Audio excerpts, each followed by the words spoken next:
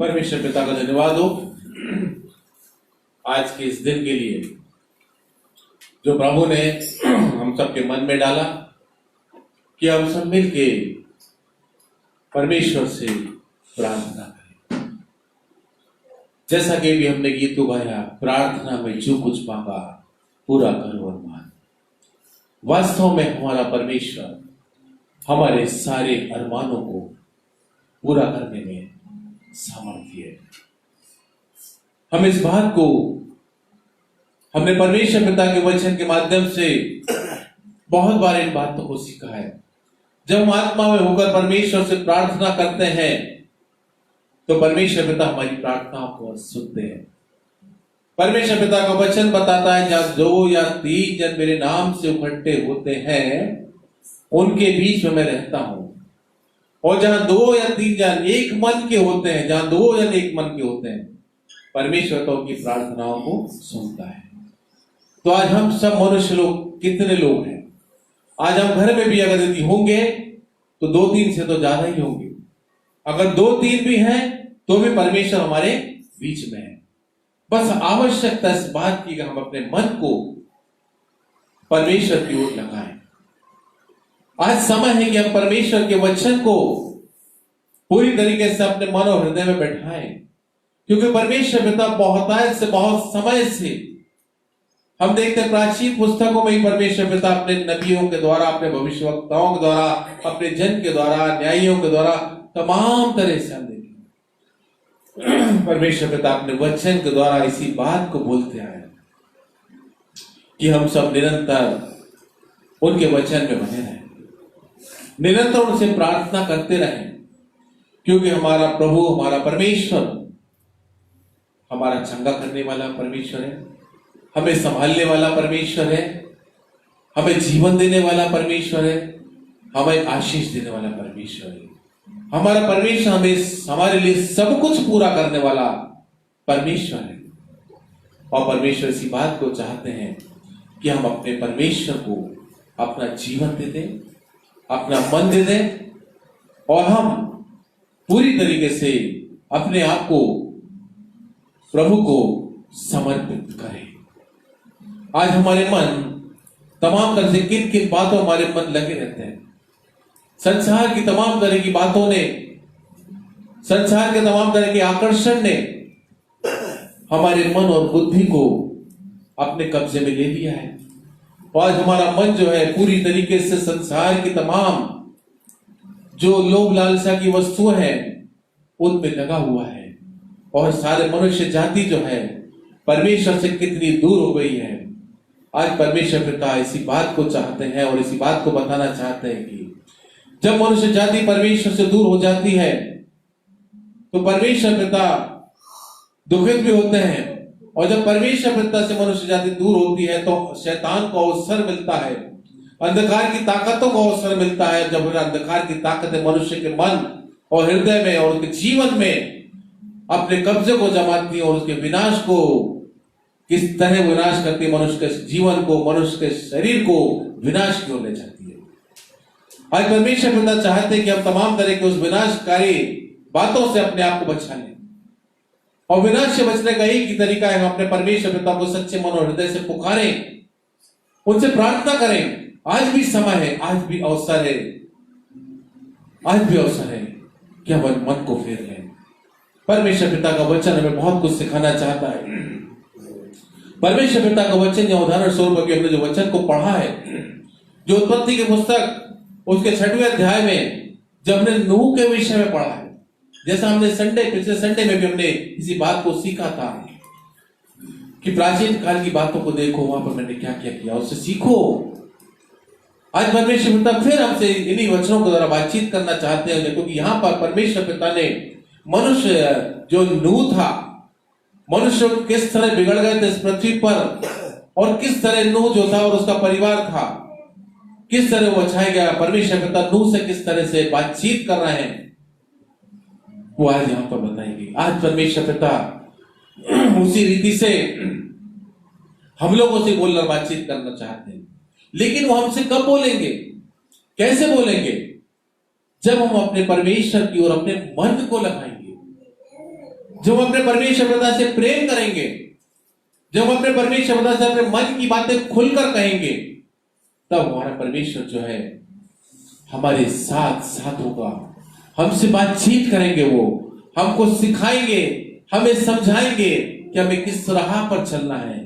आज तक जबकि तमाम महामारी संसार में मनुष्यों के ऊपर फैल गई है, लेकिन आज भी परमेश्वर इस महामारी से निकालने में सामर्थ्य है। आज यदि हम अपने मन को अपने प्रभु परमेश्वर की ओर लगाएंगे, तो परमेश्वर पिता निश्चित हम सब मनुष्यों को इस बीमारी से, इस महामारी से निकालेंगे। ये अवसर दे रहे हैं प्रभु, ये अवसर दे रहे कि मेरे बेटे और मेरी बेटियां वापस लौट आओ। जो तुम मुझसे दूर होगा हो, मैं तो तुमसे प्रेम करता हूं, मैं तो तुम्हें उसी तरह से रखना चाहता हूं जैसे मैंने अदन की वाटिका में आदम और हव्वा को रखा था और उनके लिए सारे इंतजाम किए थे। कोई बीमारी नहीं आ सकती, लेकिन मनुष्य ने स्वयं पाप के रास्ते को अपना लिया। और किस तरह आदम और हव्वा ने पाप किए, आदम और हव्वा के पाप करने के द्वारा तमाम तरह गुनाह और पाप हमारे जीवन में आ गए, तमाम तरह की लोभ लालसाएं हमारे जीवन में आ गई। और आज वही लोभ लालसाएं हमें परमेश्वर से दूर कर रही है। और जब हम परमेश्वर से दूर हो जाते हैं तो मृत्यु जो हमारे जीवन में प्रवेश कर जाती है। लेकिन आज हमारा परमेश्वर, हमारा प्रभु उस मृत्यु से भी हमें बचाने में सामर्थ्य है। इसलिए हम अपने मन को परमेश्वर की ओर लगाएं। निरंतर जो हम आज अपने अपने घरों में हैं, हम प्रार्थनाएं करें, हम परमेश्वर के वचन की ओर ध्यान दें। ये नहीं कि हम टीवी पर पिक्चरें देखें, फिल्में देखें या सीरियल देखें या गाने देखें। आज प्रभु चाहता है कि अवसर है कि हम अपने घर में बैठ के परमेश्वर से प्रार्थना करें, उनके वचन को ज्यादा से ज्यादा पढ़ें और समझें कि परमेश्वर पिता की इच्छा क्या है। वो परमेश्वर पिता की इच्छा में वचन को पढ़ने के द्वारा ही मिलती है। तो आज आवश्यकता है कि हम परमेश्वर के वचन को पढ़ें। और हम यहाँ पर देखते हैं प्रभु का वचन इस बात को बता रहा है कि यहोवा ने देखा, परमेश्वर ने देखा कि मनुष्यों की बुराई पृथ्वी पर बढ़ गई है। ये उस समय नूह के समय की बात है। और यहां पर लिखा हो कि परमेश्वर ने देखा कि मनुष्यों की बुराई पृथ्वी पर बढ़ गई है और उनके मन के विचार में जो कुछ उत्पन्न होता है सो निरंतर बुरा ही होता है। और आज भी हम देख रहे हैं कि मनुष्यों के मन में निरंतर बुरा ही बुरा उत्पन्न हो रहा है। और उस बुराई से ही परमेश्वर जो है हम मनुष्यों को निकालना चाहते हैं और वो समझा रहे हैं अपने वचन के द्वारा। और हम यहाँ देखते हैं कि परमेश्वर यहोवा ने पृथ्वी पर मनुष्य को बनाने से वो बचता है। वो देख रहे हैं कि मनुष्य के मन में बुराई उत्पन्न हो रहा है। मैंने मनुष्य को अपने स्वरूप, अपनी समानता में बनाया, उसके मन में सब कुछ अच्छा होना था, लेकिन उसके मन में बुरा ही बुरा उत्पन्न हो रहा है। तो परमेश्वर पिता इस बात को देखकर पछताए कि मैंने मनुष्य को क्यों बना लिया। और वे मन में अति खेदित हुए, कितने दुखित हुए। तब परमेश्वर यहोवा ने सोचा कि मैं मनुष्य को, जिसकी मैंने सृष्टि की है, पृथ्वी को ऊपर से मिटा दूंगा, पृथ्वी को ऊपर से मिटा दूंगा। इतने खेदित हुए परमेश्वर। और उसके बाद हम देखते हैं क्या मनुष्य, क्या पशु, क्या रेंगने वाले जंतु, क्या आकाश के पक्षी, मैं सबको मिटा दूंगा, क्योंकि मैं उनके बनाने से पछताता हूं। परंतु परमेश्वर के अनुग्रह की दृष्टि नूह पर बनी रही। अब यहां पर यह विषय है हम मनुष्यों को समझने के लिए कि परमेश्वर पिता की दृष्टि नूह पर क्यों बनी रही। परमेश्वर के अनुग्रह की दृष्टि नूह पर बनी रही क्यों। और ये बात हम आगे पढ़ते हैं कि नूह जो था धर्मी पुरुष और अपने समय के लोगों में खरा था, और नूह परमेश्वर ही के साथ साथ चलता था। ये क्वालिटी थी उसमें।